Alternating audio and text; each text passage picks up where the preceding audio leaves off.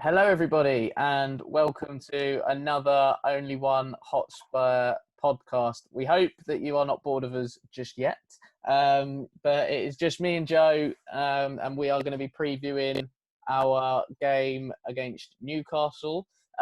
We are in the it seems cursed third kit. Despite the fact it's probably one of the nicer kits that we've had in a long time, we haven't actually won in it, unfortunately. Joe, despite the cursed kit and the form of sort of both sides coming into this one, how do you see this one panning out? I think obviously because we're wearing that kit, it might be worth putting on a cheeky bet for Newcastle to win 3-1 or something like that.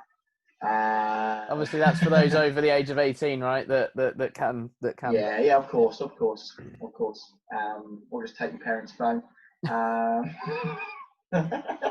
Obviously, only joking there. Please don't go and do that. No. I'm not held responsible. But moving on swiftly from that, I'm expecting an interesting game. I think, especially after the Arsenal game. As I said in the review of that one, I think it was a lot more promising than some of the other games. We did create chances. I don't think anyone can say that we didn't, because Martinez kept them in the game for crying out loud. So I'm expecting chances. I'm expecting us to have a good go. I'm not expecting us to go there and not have a shot on target like we did at Bournemouth. I think it's a hard one to predict with Newcastle, I think, because obviously we've got a few injury problems, I think, and defensively as well. And obviously they are quite a sound team defensively. I think Steve Bruce has actually done a really good job there personally. I think, but he's been overlooked for like managers who have done well this season because of like Chris Wilder, which is understandable. But I think Steve Bruce has actually done a good job at Newcastle. They haven't ever really been in that relegation battle. I think they've looked quite solid. I don't think they've been smashed really. Obviously, maybe by City, but that's City. But apart from that, I don't think they've really been beaten that heavily. I think their problem is scoring goals at times. Obviously, they signed Joe Linton, and he's only scored, I think, 2 goals, and one of them was against us. Absolutely typical. I'm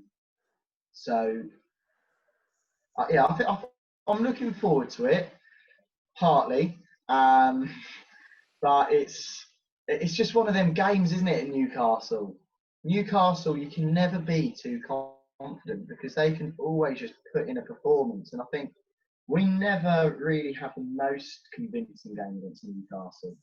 I remember games like, obviously, last game of the season, a few seasons ago, when we got spanked. I remember when they came to White Hart Lane, and I think Tim Krul made the record for the most saves in a game that day, and Lloyd Rennie went up and scored the other end. So, win 1-0. Newcastle, and obviously they won 1-0 earlier on this season against us. Like, they are a very hard team to break down. I think their injury problems at the back could cause them a bit of a problem, potentially, and that might mean there's a couple of openings. Obviously, that is being hopeful, and hopefully they are missing a couple of their key players, especially Lascelles, because he is a leader for that team. And he's actually a very good centre half as well. I think he's a very, very underrated centre half. I think he could probably play for a slightly team, a better team, maybe a team who's higher up in the table. I think he's actually quite a good centre half. He's probably better than, probably putting better defensive performances for them than some of our defenders. Let's put it that way. But yeah, I think it's going to be a very interesting game. I don't think it's going to be a massive scoreline to either team. I think it's going to be a close game. What are your feelings on it? A little bit similar to you, actually. It's going to be a bit of a strange one. I think Newcastle are always a bit of a funny, kind of strange side, Mm. especially over the last sort of couple of seasons. You never know what type of Newcastle is going to turn up. Um, is it going to be one that's just going to sit in and frustrate? Which I think they've done a lot under Bruce, especially. I think under Rafa they didn't really have much option but to play that way. But I think um, under Bruce, it seems that he come in and adopted that approach kind of straight away.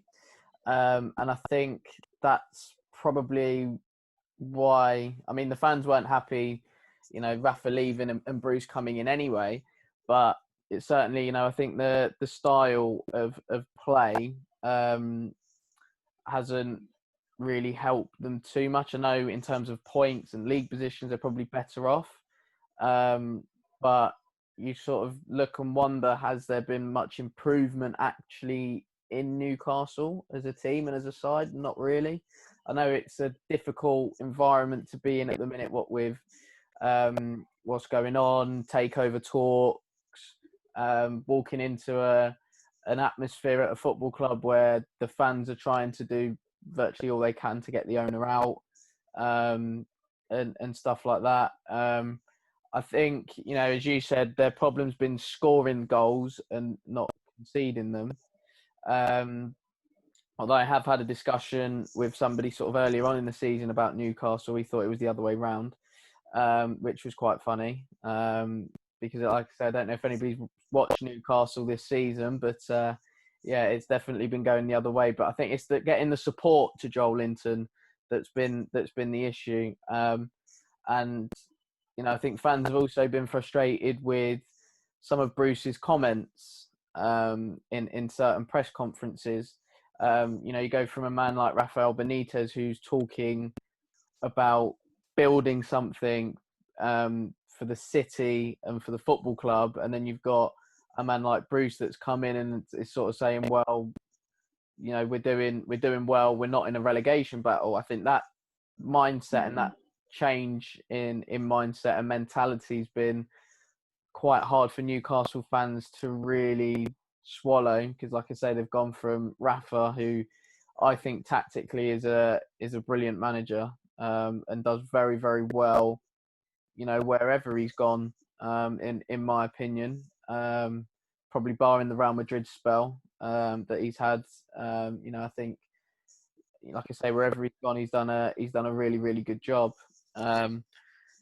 So yeah, but like I said, you don't ever sort of know what Newcastle's going to turn up, and it's a bit of a strange one. But I do think not having the fans at St James's Park will probably help us. It's I think it's one of those things that, for an away team, you go to St James's Park and it's always, keep that crowd quiet for the first sort of 15-20 minutes, and then they might start to get a little bit frustrated. So that will probably work in our favour, because we haven't got their fans trying to urge them on and get on to them to push, and push on a little bit. Again, it might help them as well, really, because they haven't got that pressure of having to go out and attack or whatever. But yeah, I've got a feeling that we may pick up some points. Whether it's going to be pretty or not, again, I don't even know what Tottenham's going to turn up, let alone what Newcastle's going to turn up. You never know. Are we going to get a Sheffield United, a Brighton type of performance? Are we going to get a Bournemouth style performance, or are we going to get, an actual half decent performance for a change? It's a bit up in the air for me, but I'm hopeful that we can pick something up. We need to build on the momentum that we've got from beating them lot at the weekend. So yeah, I know it's sort of towards the end of the season now, and we haven't got many games left, but try and build something then, and then we can hopefully look to carry that carry that on into next season, really. Yeah, I think that's probably right. I think realistically now, obviously we will still be pushing for them Europa League spots, but it's not in our hands. Obviously, it doesn't go down to 8th now because obviously City's ban has been overturned. So I think we can only do what we can. We can only go and win the games. If Wolves and Sheffield United go and win all theirs, you can't do anything else. So I think it is mainly just trying to get that, just win, put ourselves in the best position for next season, but also just get the wins, get that confidence going again within the team, ready for next season. I think that is the main thing now that we have to take from it. I think, if we get the Europa League spot, fantastic. But I think just getting that win, getting them wins, getting the confidence in, ready for next season is the big thing, personally. Yeah, no, like I say, completely agree with you on that one. We were having a bit of a discussion on this before we jumped on, Joe. Predicted lineup time, and we're going to start with Newcastle because they are the home team. And this one, we was sort of scratching our heads really, trying to work out who might actually play, especially at the back because I think as you touched on, Newcastle do have a few injuries in that department. But Joe, give it your best shot, and see how we get on with. So, how do you see Newcastle lining up then? Yeah, obviously the Bravka in goal. I think he's a good goalkeeper. To be fair to him, I do think he has got a mistake in him at times though. I think he's one of them sort of goalkeepers who can make worldy saves where you think, how's the guy done that? But I think he does have that mistake in him. Just to touch on that, Joe, I think his performance at Wembley last season probably sums that up perfectly because he actually had a really good game, but let Sonny's shot sort of go through him really. So I think that probably sums up Dubravka in a nutshell really. But no, carry on with your lineup. Yeah, I agree with that. That sort of jogged my memory. I just remember some of the other mistakes in him, but yeah. Obviously at the back, as we've said, they do have a few issues there. The sales is a doubt. Obviously, Danny Rose can't play for them because, he's on loan from us. So I think it is now trying to think of how they are going to set up. And obviously, I think they do quite like going for a back five or back three, however you want to put it. But I think they are, as we said before, I think, we think they probably will have to go for back four. I think that is a big sort of possibility with them. I think they might go for. I'm going to go for DeAndre Yedlin, Fabian Schär, Fernandez, and Manquillo at the back. In midfield, it's going to be John Joe Shelby and Nabil Bentalev. Your favourite player, Wes.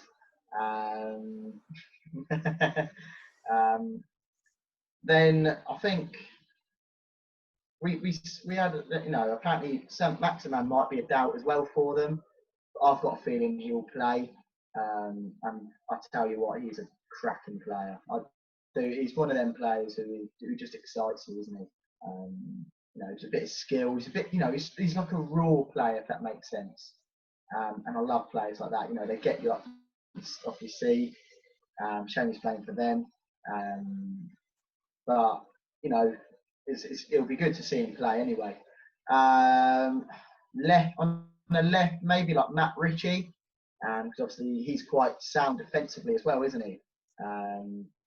So even if they drop back into like a back five somehow, maybe I don't know how good Manquillo is, but he might drop into like a centre half type player.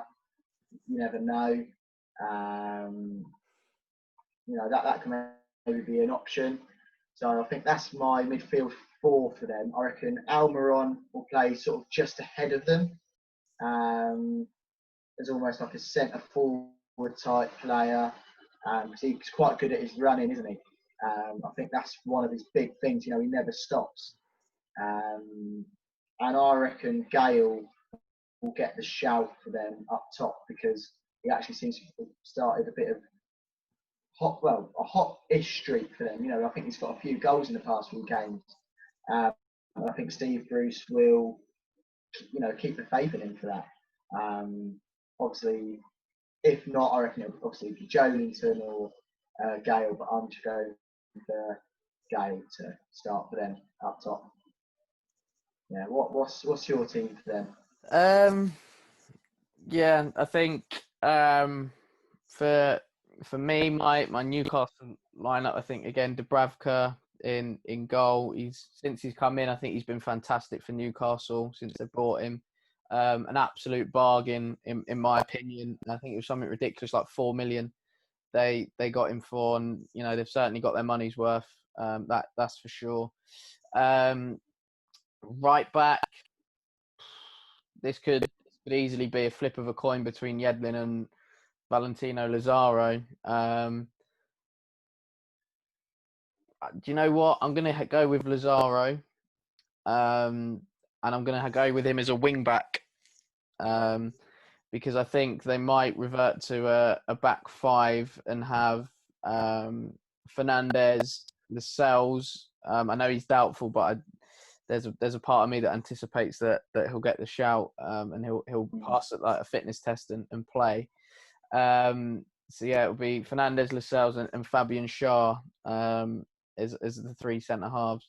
And then Ritchie, I'm going to put as a left wing back. I think he's played there before and actually done fairly well.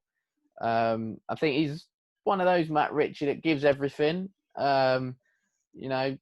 Not the greatest player in the world, but tell you what, he gives you 100%. We've got a few of those in our team that get loved. But I think as a fan, you can't really ask for anything more than that from a player. So I don't think you can really knock a player for just doing the basics and giving 100%.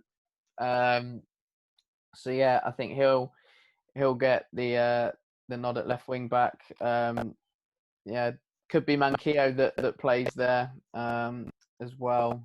So there's another option potentially for Newcastle. If Lascelles doesn't make it, I think it will be the back four that you mentioned, because I think that's pretty much what Newcastle have got, so they can't really change too much. But I agree with you in that the fact that Lascelles is quite a key player for them because he is a leader at the back, and stuff like that. So yeah, I think him not playing will be a miss because I think he is I wouldn't say a bit of a throwback, but he does put his head in where others would put their foot. That kind of start like that type of defender. But he's not bad in terms of getting on the ball and distributing it out from the back either. Midfield 2, yeah. Again, maybe I reckon Sean Longstaff might play if he's available. I've heard he's a doubt as well. If not, it'll probably be Nabil Bentaleb. But I don't know if he's improved since his Tottenham days. But in his Tottenham days, he was what people think Harry Winks is now. Which, yeah, I think that's probably the best way to sum it up. Like I said, I don't know if he's changed since being at Newcastle. So if any Newcastle fans are watching, please feel free to comment and let me know. Yeah, I think John Joe Shelvey is likely to start. I actually think John Joe Shelvey is quite underrated. I think his passing range is different class. No, I agree.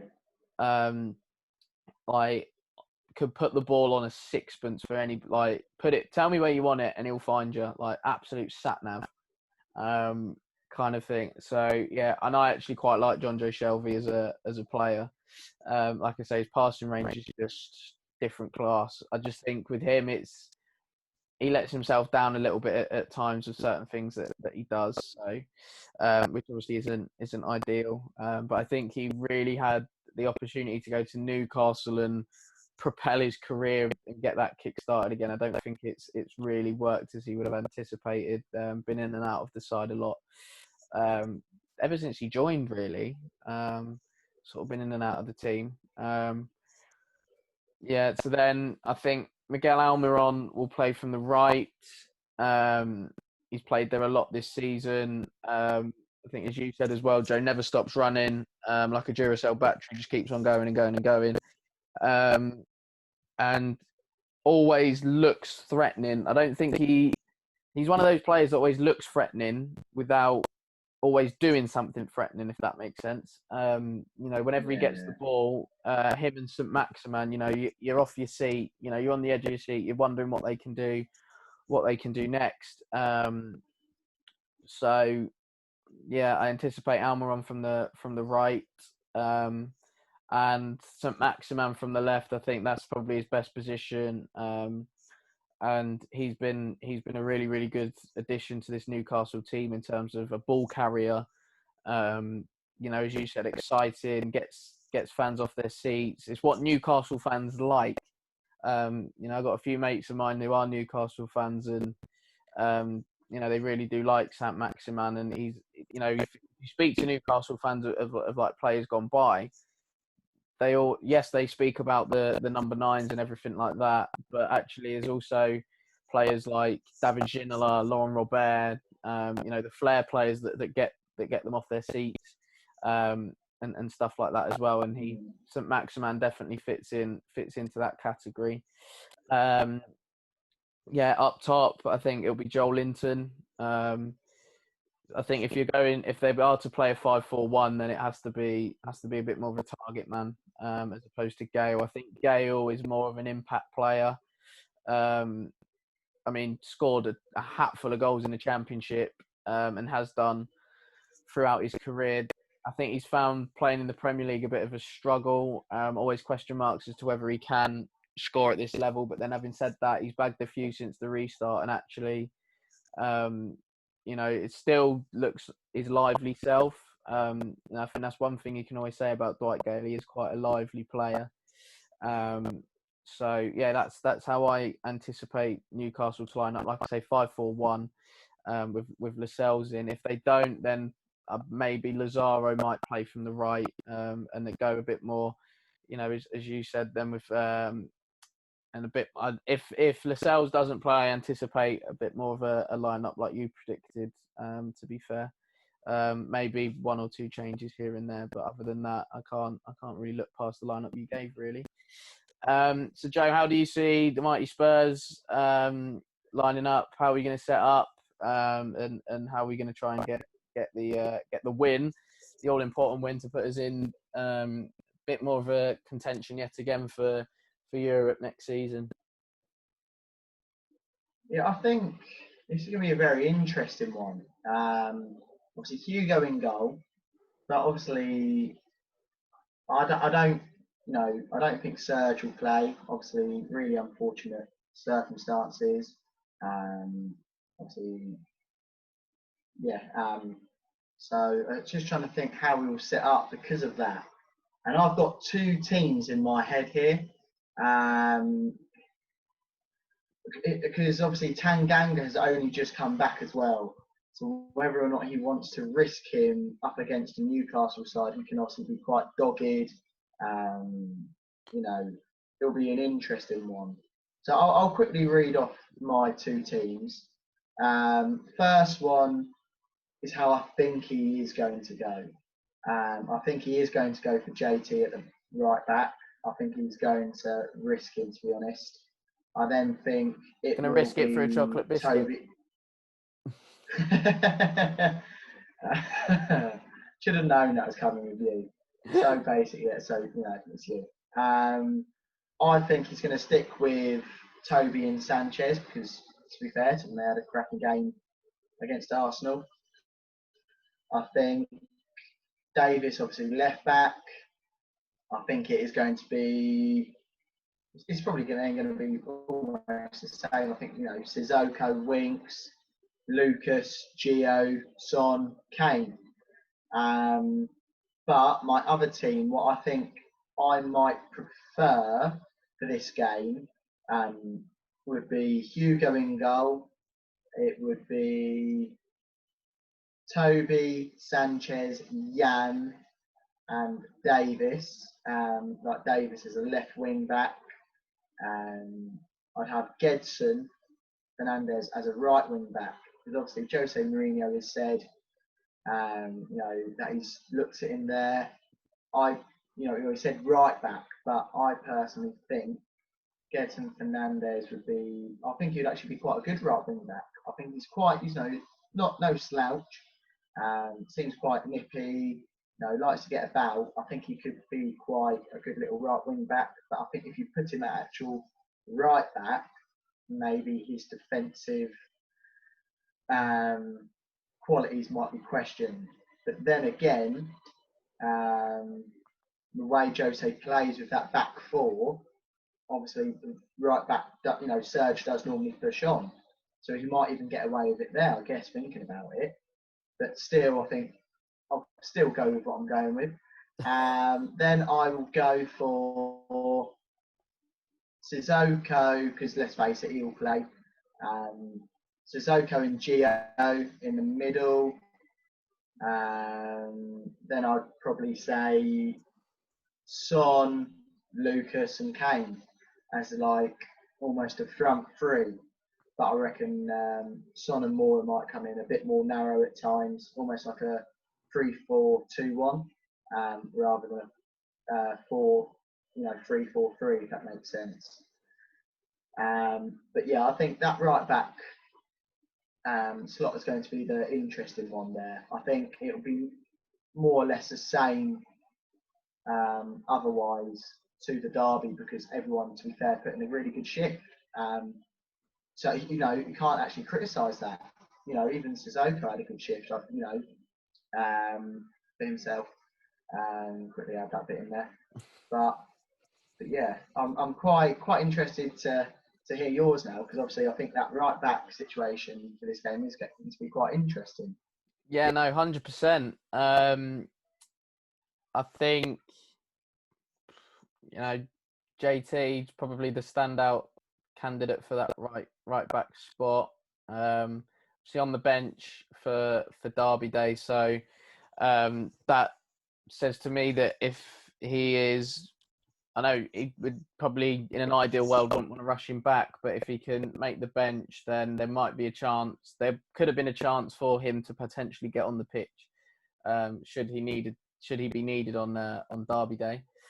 Yeah, I think that's probably one area that I would probably only change from the team from Derby Day.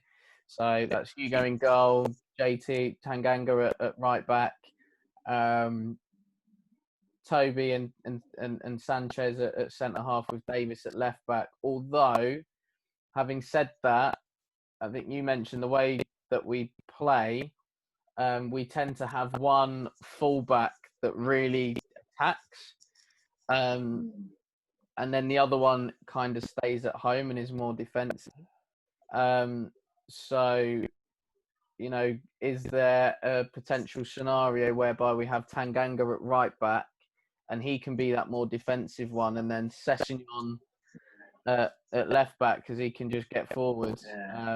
Yeah. I'd quite like to see that. It'd be a good opportunity for him. Yeah, I'd quite like to see it and see how it works. About that. Just see how it works on the opposite side. I'd be quite interested from a tactical perspective to see how we go with and how that works. But no, I do anticipate Ben Davis to play as well. And then midfield, Sissoko, Winks, Lo Celso, and Lucas. I think Winks had a good game, Derby Day. Didn't do anything out of the ordinary, wasn't spectacular or anything, but I just think had a solid game. Lucas, I think, as we mentioned on our review, was excellent. Sissoko done a job, and probably stopped a lot of Arsenal attacks coming down that left hand side. And yeah, Gio had a lovely little set to with Danny Ceballos for pretty much the whole game. That was quite an interesting battle to see those two going at it. But yeah, I anticipate that will be the midfield, and then up top, Kane and Son. There is almost that feeling of if it isn't broke, if it ain't broke, don't try and fix it. Do you know what I mean? So yeah, we've played like 4-4-2 in the last few games. Obviously, Derby Day it worked. I think against Bournemouth it didn't work like at all. So yeah, I mean it'll be interesting. Be interesting to see. Bergvin might come in for Lucas. But I think try and keep the side as settled as possible for as long as possible. And try not to make too many changes if and where we can. But yeah, like I say, that's probably how I anticipate us playing. The only one change being with Aurier, because I think he unfortunately will be going back to France to deal with the tragedy in his family, and as you said on our review, and Nelson in our North London Derby special, our condolences are with Serge Aurier at this time, and his family as well. So Serge, we're all behind you, and we hope to see you back on the pitch soon as well. Even Joe is behind you on this one, which is lovely. Yeah. So Joe, we've gone through our predicted lineups. Then who do you see being key players for both sides? Right, this one's going to shock you straight up. I'm going to go for Sissoko to be a key player in this game. I think. Wait. Can you repeat that for not only for me, but for other people that will be watching and listening? Yeah, I think Sissoko is going to be a very key player. I think obviously playing up against his former club. I think obviously Newcastle are a very solid team. John Joe Shelby. He's not exactly going to bottle challenges. Longstaff or Bentaleb, whoever plays in there, I think that would be an interesting battle. So I think Sissoko, as I said, to be fair, credit where credit's due. He had a good game against Arsenal. So hopefully that gives him the confidence to go forward for this game. He still needs to work on his passing ability. I don't care what anyone says. But I think he's going to be a very key player in this game. I think try and bully their midfield that bit. Because I think he's the one who will be able to give it back that bit more. Obviously, Gio will, because Gio's not afraid of anyone. Obviously, Winks isn't either, don't get me wrong, but I think Sissoko will let them know that he's there big time. So I think that's a massive one. I think for them, obviously, John Joe Shelby, as you said, when he is on his game, he is absolutely fantastic. He can literally find anyone with a pass. He's got a banger in him as well. And he's a bit unpredictable as well, like on the ball. You never know if he's going to play it safe or whether he's going to do an extravagant long pass, have a shot. When he's on it, he is superb.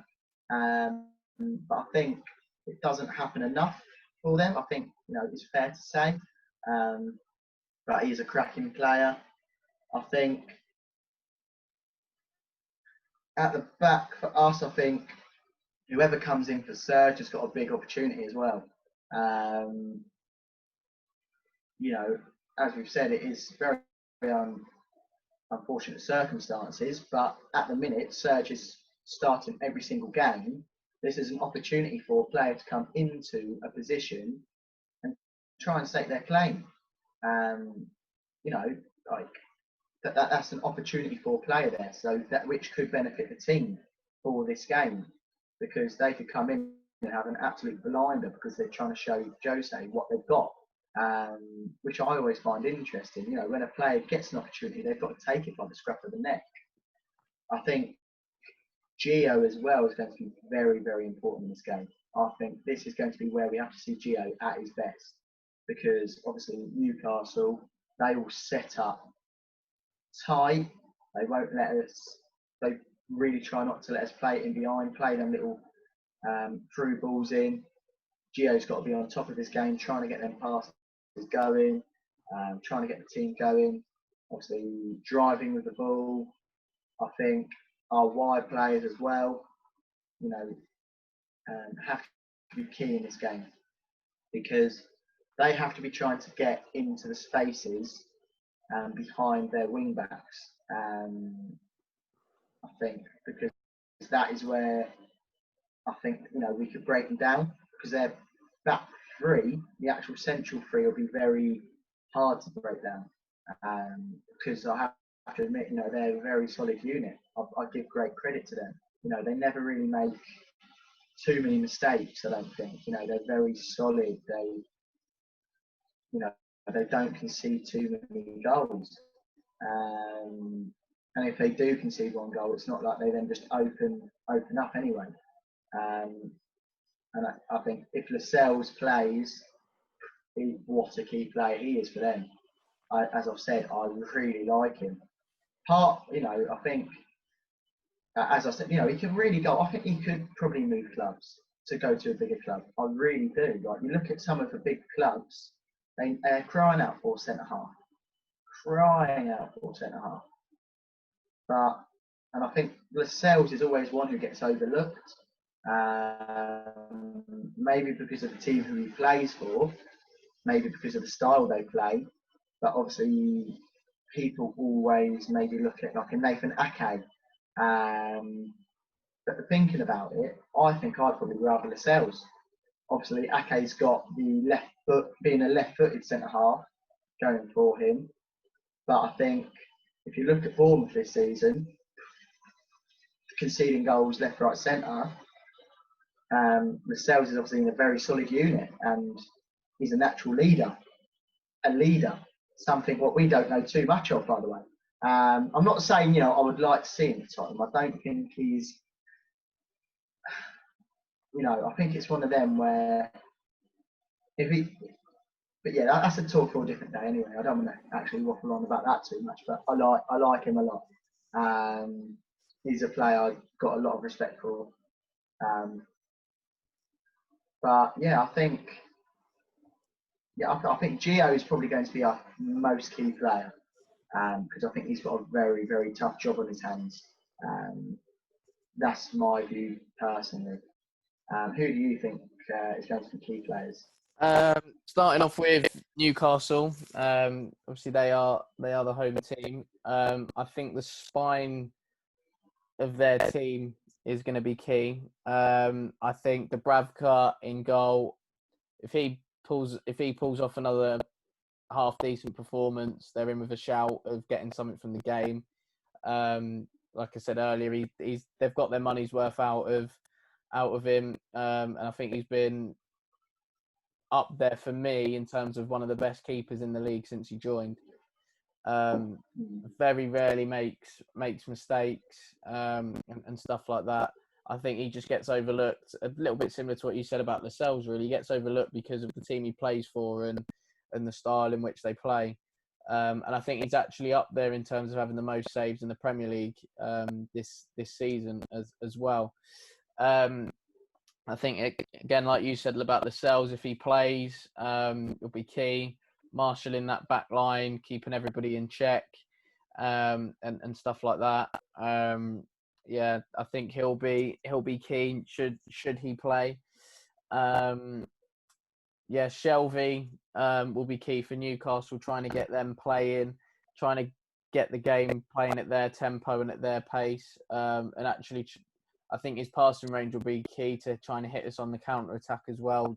Finding the likes of Almiron and St Maximin in good spaces and allowing them the opportunity to carry the ball and look to create something for them. Speaking of which, those two will be very key in terms of, as I just mentioned, carrying Newcastle up the pitch and looking to create things for the team. St Maximin is going to be ridiculously key. I think he's the one that can unlock the door. And I do quite like him. He's unpredictable. Never know what you're going to get. And he's one that really does cause fullbacks problems. So yeah, he's going to be massive for Newcastle. Joel Linton as well. I think he's got obviously he's got to score as a centre forward, always helps. But actually, I think he's going to be key in terms of if he does play, holding the ball up and bringing others into play, bring in a Bentaleb if he plays or a Longstaff, bring in Shelvey into play, bring in the Almiron and St Maximin into play as well. But I think he has to do more in terms of once he's laid it off to those guys and getting in, if they are in the attacking third of the pitch, getting into decent areas in the box so they can try and find him. Because I think at times he's been a bit far off in terms of, when balls have come into the box, you don't tend to see him even in and around where the ball's going, in the box. So yeah, I think that's going to be key for them. Also, special mention to Matt Ritchie in terms of his delivery as well from set pieces, corners, free kicks, that kind of thing. I think Newcastle might look to exploit that as a potential way of trying to score and stuff. For us, I think two centre halves, they've got to have a similar game to Sunday. That I thought they were excellent. Really, Sanchez did really, really well up against the pace of Arsenal's front line, and Toby was pretty solid as well. So yeah, I think those two will be key. I see your point on Lo Celso, in the fact that he's got to be. I think this is a game for him where he has to show his quality in an attacking sense. I think he's done very, very well at keeping the ball and keeping things moving for us, but we want to see a little bit more from him in terms of going forward. Can he play those passes in between lines, like as you mentioned? I do think if it isn't working, free and Ndombele and get the guy on, and he will do it like 100%. He will do it. He will find that eye of a needle type pass and Ndombele. So yeah, I think Winks will be key for us in terms of setting the tempo, a bit similar to Shelvey for Newcastle. Winks is the one that gets us playing and gets it going at our pace and our tempo. Can't really look past the front line of Lucas, Sonny and Kane. I think they're going to be key. The Lucas and Sonny have to try and stretch this Newcastle back line as much as possible. And Kane's got a real task on his hand, a bit similar to Joel Linton in the sense that he's got to look to bring others into play. But I think the difference with Kane is once he's done it, he's then after that next one, after he's laid it off right, can I get myself into a goal scoring position? So yeah, like I say, those guys I think will be key for us in this game. Anything to add from you on that, or? No, I think it's quite similar to what I think we've both had similar thoughts in there. Obviously, Ndombele's apparently picked up that injury in training now, unfortunately. Forgot about that. It's my bad. Forgot about that. Yeah. Well, it's not like he's been playing, so it's not. It's probably quite a hard one to remember. Do you reckon he's back picking up a pay packet? Is that? Can we consider that? Can we consider that one? Reports he's on 200 grand a week, so it might. I'll tell you what it probably is. It's probably because every time I see him, even if it's absolute roasting weather, by the way, he's wearing thermals, hats. He's probably got hypothermia. Slipped on his sweat or something. Like, Jesus Christ, I don't get that, by the way. Do you remember that training session where they posted all the pictures? Like, there was Toby in the vest. I think Harry was in a vest, or both Harrys were.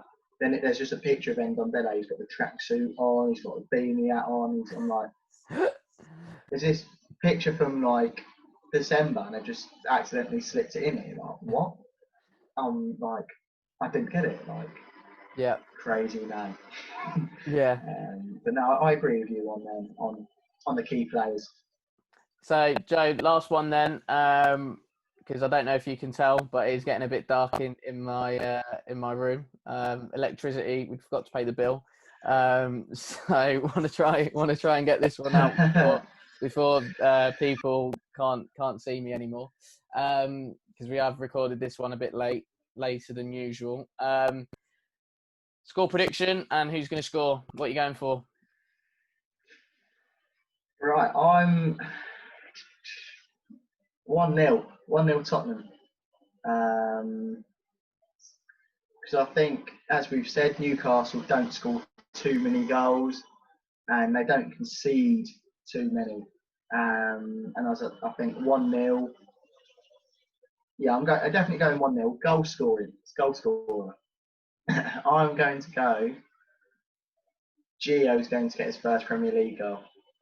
Heard it here first, guys. Gio Lo Celso is going to get his first Premier League goal. And if he does, anyone who is over the age of 18 and puts that bet on, just let me know and I'll take my percentage of it. Brilliant. But yeah, that's what I'm going for. I'm quite confident on that now. I might even have a little flat. Probably won't. I'll probably bottle it. Yeah, Gio Lo Celso, 1-0. What about you?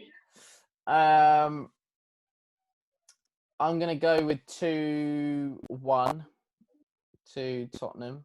Obviously, we don't really keep many clean sheets, so it's always worth putting on the other team to score. I think for Newcastle, I see, if it's Lascelles playing, I see him scoring from a corner. Don't know why. Probably because we're shocking at defending, but yeah, that's probably it. That's probably why. Just want to come on that. You know, last game you said, we probably concede from a corner because we're rubbish at set pieces, and then we went and scored from a corner. God, Toby. Sorry, just carry on. Yeah, double bluff, Joe. Reverse psychology, mate. So yeah, but no, I do see, for some bizarre reason, Lascelles scoring from a corner. If he doesn't play, I think Richie or Shelvey will score from a free kick, because they are two really, really good sort of set piece specialists. And for Spurs, Harry Kane is going to get both. Oh. Simple as that. Fair play.